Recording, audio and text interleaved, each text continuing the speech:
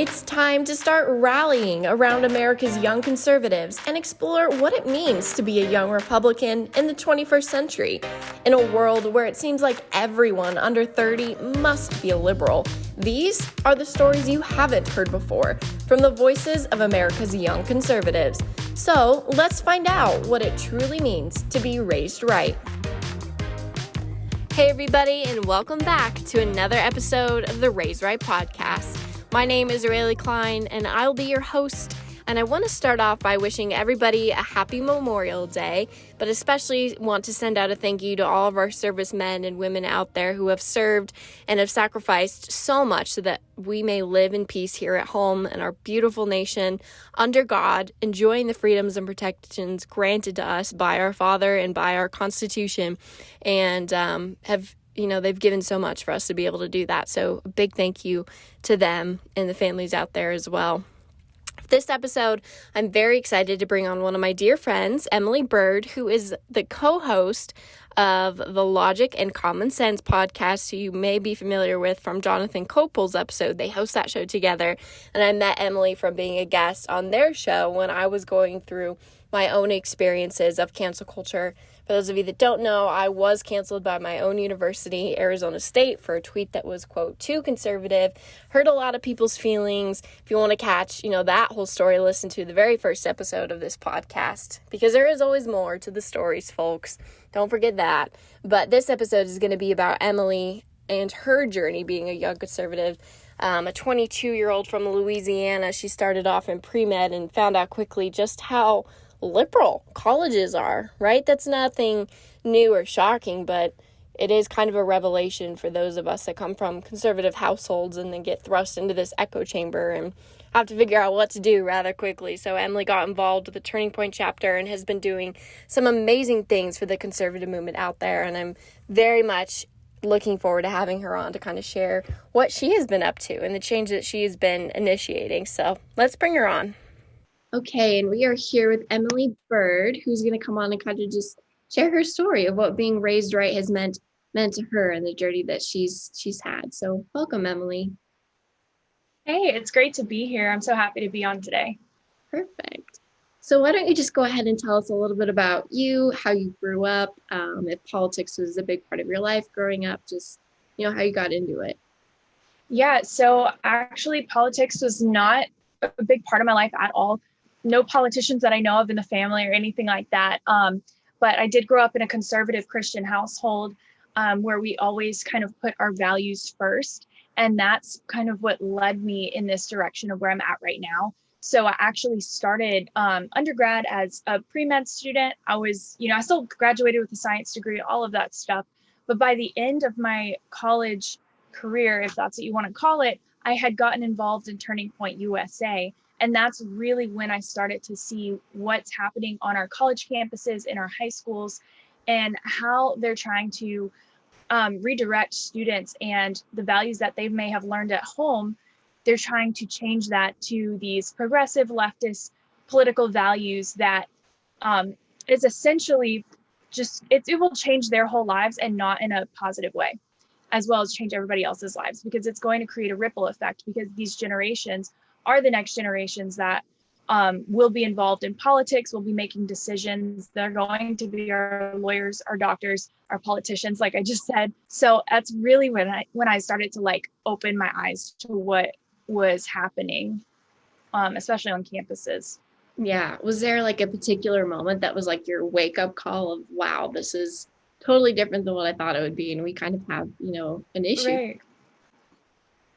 Yeah, I mean, not really. I want to say it was more slow. So like I said, I grew up conservative, so I already kind of saw it happening. I think it just kind of gets to that point where, as you're growing up, you finally develop that maturity to be like, crap, this is really what's happening. So it's not like an all at once epiphany or anything like that. It was just, I had seen it happening. And then especially when I got involved in Turning Point USA, it was like, okay, there's actually something that we can do to counteract what's happening to these young people in these schools. Yeah, so there's a lot of students out there and even kids today that grow up in these really strong Christian conservative households, and then when they hit public school or even all the way to college, then they they become liberal. They give into that leftist indoctrination. So how did you stay strong in your beliefs and kind of stay true to yourself throughout that whole time? Yeah, I mean, part of that I want to say is just how I am as a person. So during that stage of life, unfortunately, a lot of kids rely on their peers instead of their families. It's just part of growing up. And I had never put as much reliance on my friends as maybe other teenagers did or other college students did. So for me, it was a little bit different because I didn't create my reliance on peers or on friends.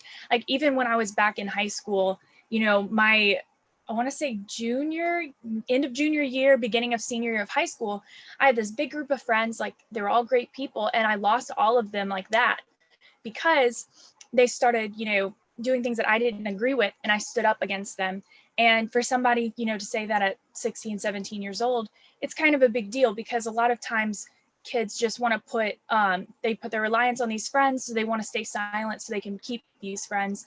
And for me, what I believed in was much more important than having a large group of friends. And I think that's something that parents need to be teaching their children before they go into public school, before they go into college, because that's really what's going to ground them, is realizing that their worth and who they are is not in these friend groups or their popularity or anything like that. So it goes back to the parents and, how they've built up their child growing up. And, I've had amazing parents, and they have absolutely built me up to where I can stand in my beliefs, and I really don't have to rely on or care about what anybody else says about me, because I stand in my convictions and I will not bend on them. And I think that a lot of parents need to start kind of instilling that in their children, because that's how we're going to create a stronger generation, a stronger upcoming generation. Because unfortunately, the generations coming up right now I don't want to say they're not very strong, but they won't stand in their convictions. They rely too much on celebrities,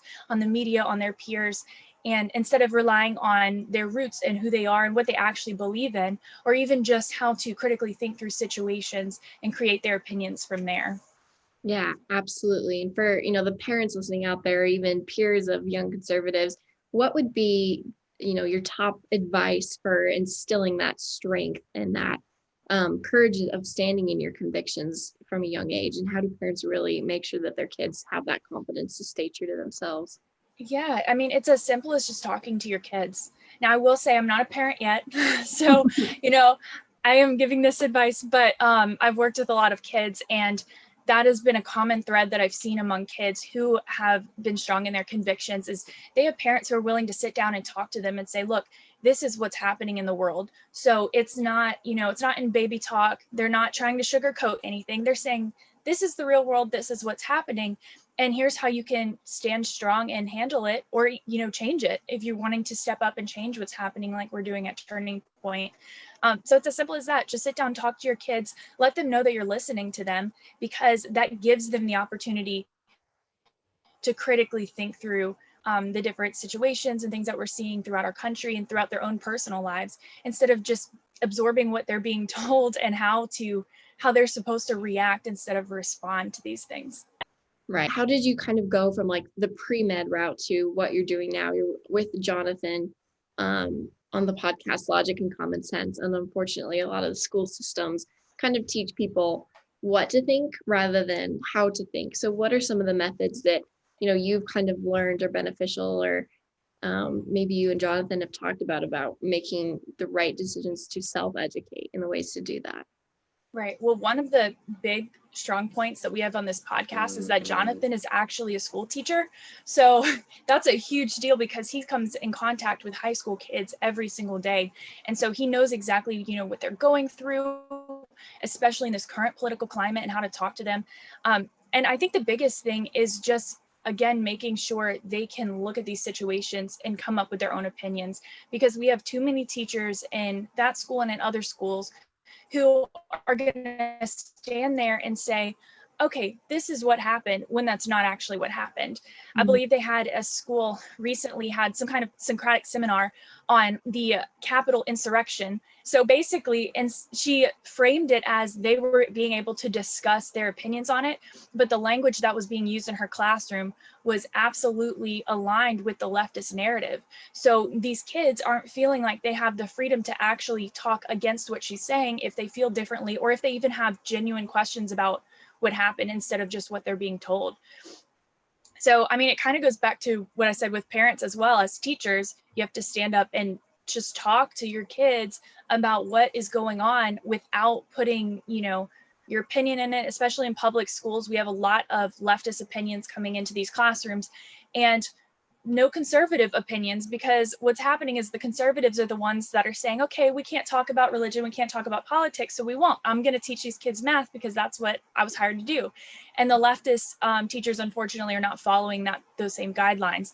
So we definitely need to, take a look into what's happening in these classrooms, because a lot of parents, I feel like, don't know what's being taught to their children. And then their children go to college and come back and they're like, I don't know what happened. My kid's a leftist. And Right. it's because they've been given little bits and ounces ever since they were young in these classrooms, to where by the time they go to college, they're bombarded by all of these leftist ideologies, and they're full-fledged progressive leftists. So, I mean, even on our podcast, what we do is just try to break down each situation, and we try to back all of it with statistics, because when you have the statistics, you can actually think through the situation rather than just the narrative that you're being presented. Right. And I think, when you're in the classroom and you don't agree with the teacher, speaking up is a scary thing. And a lot of times you get blamed for arguing or debating rather than just, trying to have a respectful conversation. So, how would you encourage, your peers or any young conservatives listening to this, if they hear something that they don't agree with or don't think is right, how do they stand up to it in a respectful way? Yeah, I mean, I would just respectfully ask questions that they almost can't get out of, if that makes sense. So if they are talking about something that's just totally off, and you ask an intelligent question that almost forces them to say the correct answer or forces them to say the statistic, you almost put them in that corner to where they have to tell you the truth. They can't just rely on the narrative or the talking points that they have continuously said in the classroom. So instead of just telling them, well, I believe this, we'll say, why do you believe that? Or wouldn't this be this because of this? So it's more about asking those questions, because not only are you going to be seen as somebody who's not fighting the teacher, but the other kids in the class or the other students are going to start having their wheels turn as well. And they're going to be thinking, oh, you know what, he might be onto something. So it's about asking those questions in the classroom instead of just meeting them with force. Right, absolutely. So what are some, great steps that you recognize in your own Turning Point chapter that Turning Point was taking to kind of combat this leftist narrative on campus? Yeah, so one of the big things that we do is tabling. It sounds super simple, but basically we set up a table. We have our posters and our stickers advocating for this country, for free markets, limited government, different things like that. And just being there and talking to people and having these conversations opens up a whole new world for a lot of students, because when they're on these campuses, they're basically entering an echo chamber of leftist ideology. That's the only narrative that they're being told. So when you have somebody set up a table that is pro limited government, pro free markets, they're like, wait a second, my professor told me capitalism was bad. So then they're either going to come yell at you or come ask you why you think capitalism is a good thing. And so it gives the students on these campuses, the conservative students, the opportunity to open up these conversations in places where they might not have been able to open it up beforehand. Absolutely. What's the response been to that from your own experience? Yeah, so I am based in Louisiana, and Louisiana, for whatever reason, has been super indifferent about a lot of things. It sounds strange, especially in this political climate where everybody's up in arms about everything. But a lot of times they'll just kind of see your table and be like, okay, and keep walking, despite whatever their personal opinion is. But then occasionally you'll get kids who are like, oh, I love you guys. I'm so excited. And, I want to come to your events, that sort of thing. And then you get the flip side where people either disagree and want to have a conversation, which is, to me, the best outcome of all of it, because you can actually talk and learn with these people. And then you have the people who will scream and throw your stuff everywhere. You know, I had this past semester in the spring, I had a student come up, throw all my stuff off the table and call me a fascist for advocating for limited government and free markets. And, you know, flicks me off, walks off, whatever. And I said, let's talk about this, because I don't think you actually know the definition of fascism, because what I'm supporting is actually the complete opposite. And of course, sometimes people don't want to listen and they just walk off. But after that happened, we had a couple of their students come over and they said, oh, what was that about? You know, and then they're wanting to learn because they see this thing blow up and they're like, okay, something's going on over there. And then we end up having more conversations that way. So either way, it creates that conversation that needs to happen on college campuses, whether it's a good or a bad response. But more often we get good responses down here in Louisiana. Good. That's awesome. So what are your goals for the future? What are you, working towards and working on now? Yeah, so right now I am working on my master's degree. And I finish in December, hopefully. No, I'm supposed to finish in December and I'm really excited about it. And I'm also working part-time with Turning Point USA through the summer. And I officially start full-time with them in August, covering the state of Louisiana. So I am really excited about that. I'm excited to be on the team and to bring our conservative values back home, back to Louisiana, because overall we're a conservative state. But then, you look and we have a Democrat governor, or some of these different cities and parishes like Orleans Parish is very liberal. So it's especially going to be about getting into these liberal cities, these liberal parishes, and just promoting our ideas, because I don't think that they're being promoted at all in those areas. So I'm really excited to take that on and to build up a conservative base here in Louisiana. That's awesome. So from your perspective, what is the biggest battle or issue that we as young conservatives really need to be fighting against or for? Okay. Gosh, there's so many. There's literally so many. I think the biggest thing, and this is almost vague, but just getting people to be more open-minded, because I think this political culture has created a generation of people who say, if you don't agree with me, unfollow me now. That is so, like, I hate that trend, because what you're doing is you're creating your own echo chamber. You're saying to the world, I don't want to listen to anybody who doesn't agree with me. I don't want to listen to any other opinion. So I just want to cut you guys off right now and shut you down. That is going to be just the worst possible thing that could happen on campuses and in our country, because one of the reasons that we've created so many solutions in this country and move forward so quickly, especially being such a young country, is that we have that dialogue going. We have people that we can get along with who we totally disagree and then come to a solution. But this younger generation does not want to do that. They want to shut it down and not hear any other opinion. So to me, that almost reaches multiple different political and policy issues. It really reaches all of them. It reaches every single one, because we can't talk about anything or make any kind of change if we're just going to shut down the conversation. And yeah, unfortunately, that's a trend right now. And I hate it. And I think that as conservatives, that's what we need to fight against. We need to say, look, I don't agree with you, but I can still be nice to you. I can still be your friend. And, we almost need to be the bigger person in that scenario and show that there is another way. And you don't just have to be angry and shut people down because you disagree with them, because we're not going to move forward at all if we do that. Right. Absolutely. I love that. So obviously one of the dangers, if you will, of the liberal indoctrination are the super left-leaning students that understand it. They support it full-fledged, and they're, just as strong as we are in their convictions. But I think what's even more dangerous are the students who just don't care about politics or really don't understand it at all. So how do you try to open that dialogue and get them to care about it, or at least try to understand it, when they don't have any interest at all? Because those are the ones that really kind of get swept away by this left wave, because they don't care. Right. Well, and not only that, I think that this is something conservatives could really work on, but the left tends to pull out the heartstrings, and conservatives, we try to be a little bit more, we're like, oh, we're logical. This is where the facts are, which is great. But the left is really getting, they're tapping into the emotion of these students, and they're saying, okay, well, if you really care about people, you would vote for this, this, and this, even if those policies would not even help the people that they're talking about.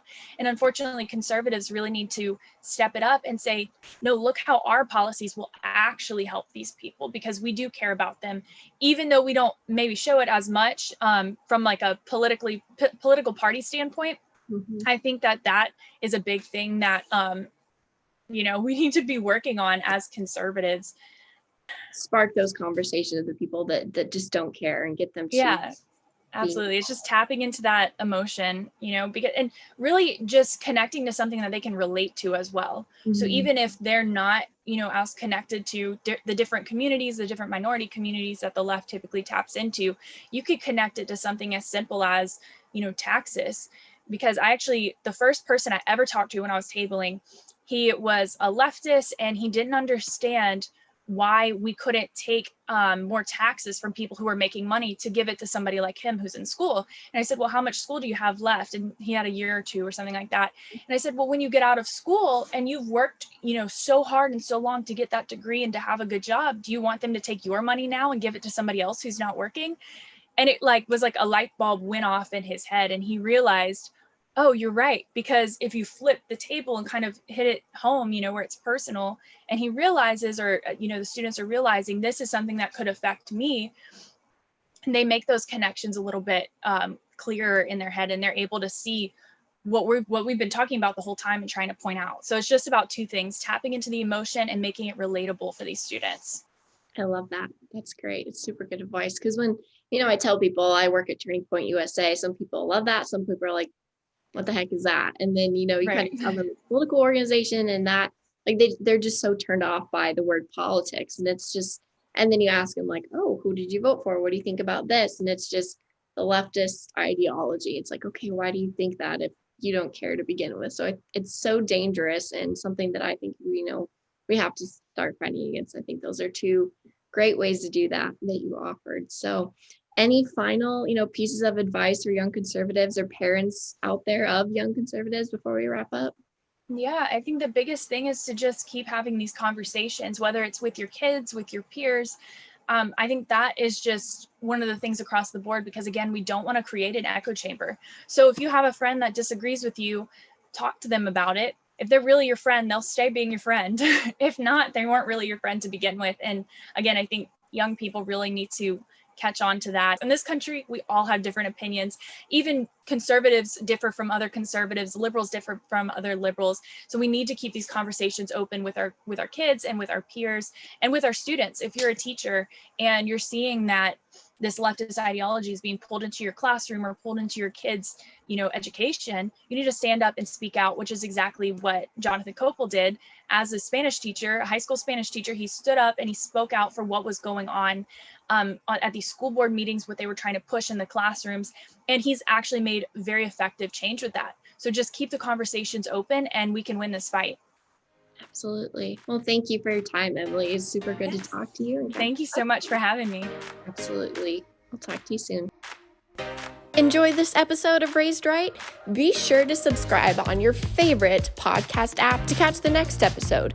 And be sure to like and follow us on Instagram at Raised Right Podcast and Facebook and Twitter at Raised Right Pod.